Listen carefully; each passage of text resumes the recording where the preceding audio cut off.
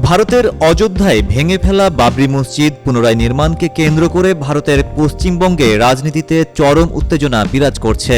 বাবরি মসজিদ নির্মাণকে সাম্প্রদায়িক সম্প্রীতির হুমকি হিসেবে দেখছে বিজেপি।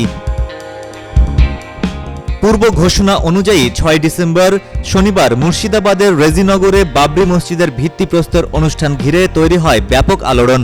এই কর্মসূচির ডাক দিয়েছেন মুর্শিদাবাদের ভরতপুরের বিধায়ক ও তৃণমূল থেকে সাময়িক বহিষ্কৃত নেতা হুমায়ুন কবির। সৌদি আরব থেকে আগত দুই আলেম নারায়ে তাকবীর আল্লাহু আকবার স্লোগান দিয়ে ফিতা কেটে অনুষ্ঠানের সূচনা করেন। বাবরি মসজিদ নির্মাণ ঘিরে পশ্চিমবঙ্গের জনগণকে সতর্ক করেছেন রাজ্যের মুখ্যমন্ত্রী মমতা বন্দ্যোপাধ্যায়।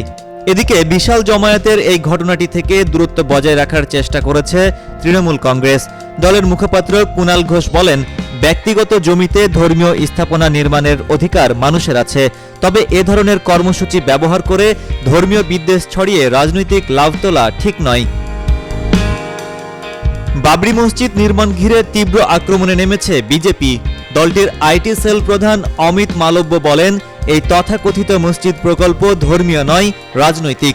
এর উদ্দেশ্য আবেগ উস্কে ভোট ব্যাংক শক্তিশালী করা।